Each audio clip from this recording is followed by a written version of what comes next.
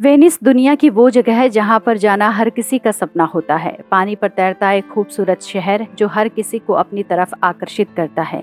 लेकिन क्या आपने कभी ये सोचा है कि ये शहर पानी पर ही क्यों बसा है? वेनिस का अपना एक इतिहास है और इसका इतिहास जानने के बाद आपको समझ आ जाएगा कि ये शहर पानी पर ही क्यों बसा है। आइए आपको बताते हैं।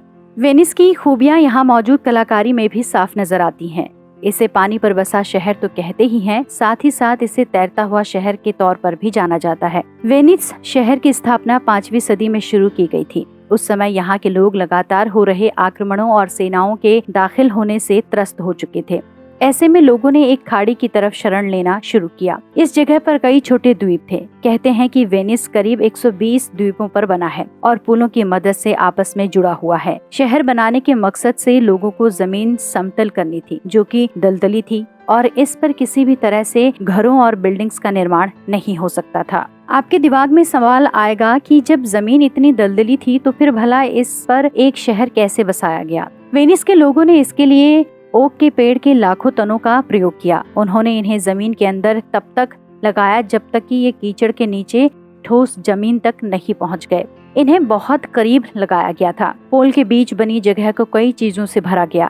इसी प्लान टेक्निक का प्रयोग लोगों ने घरों को बनाने में भी किया। वेनिस को नहरों और पुलों का शहर भी कहा जाता है। वेनिस शहर अड्रियाटिक सागर पर बसा है। इस वजह से वेनिस की रणनीतिक अहमियत भी बहुत ज्यादा है। वेनिस को आप पैदल घूम सकते हैं, मगर यहाँ पर सड़कें कम और नहरें ज्यादा हैं, इसलिए नावों यानी गंडोला पर ये शहर देखना ज्यादा बेहतर रहेगा। यहाँ पर आने वाले पर्यटक पानी पर तैरते इस खूबसूरत शहर का लुत्फ नावों पर बैठकर उठाते हैं। वेनिस की सबसे बड़ी नहर ग्रांड कैनाल है। ये नहर वेनिस शहर को 2 भागों में बांटती है। वेनिस में करोड़ों की संख्या में टूरिस्ट आते हैं। आज इस शहर में 3 लाख लोगों की आबादी है। इस शहर में 150 नहर और 400 पुल हैं और शहर में गंडोला कहीं जाने आने के लिए सबसे ज्यादा महत्वपूर्ण है। आप या तो गंडोला से सफर कर सकते हैं या फिर आपको पैदल चलना होगा। नहरों का निर्माण इसलिए ही किया गया ताकि पानी की वजह से कोई परेशानी ना हो। खूबसूरत नहरों और सुंदरता के लिए मशहूर वेनिस शहर 2019 में भयानक बाढ़ की त्रासदी से गुजरा। दुनिया के सबसे खूबसूरत शहरों में शुमार वेनिस 53 सालों की सबसे बुरे बाढ़ के दौर से गुजरा था। बाढ़ की स्थिति को देखकर मेयर ने आपातकाल की घोषणा कर दी थी।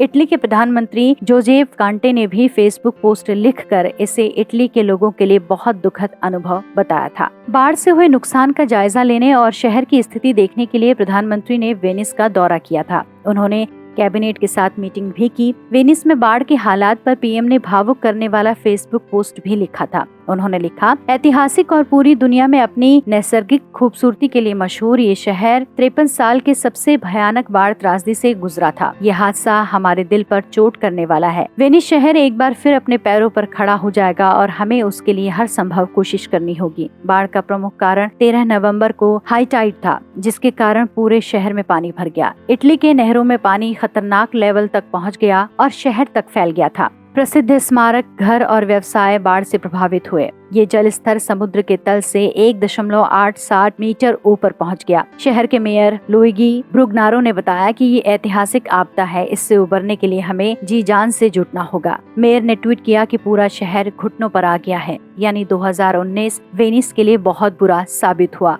लेकिन इसकी अपनी ही एक अलग खूबसूरती है, अपनी ही एक अलग प्रसिद्धि है, जिसकी वजह से यहाँ पर्यटक जाते हैं, घूमते हैं और यहाँ की हर वो चीज निहारते हैं, महसूस करते हैं, देखते हैं जो यहाँ यानी वेनिस को प्रसिद्धि देती है।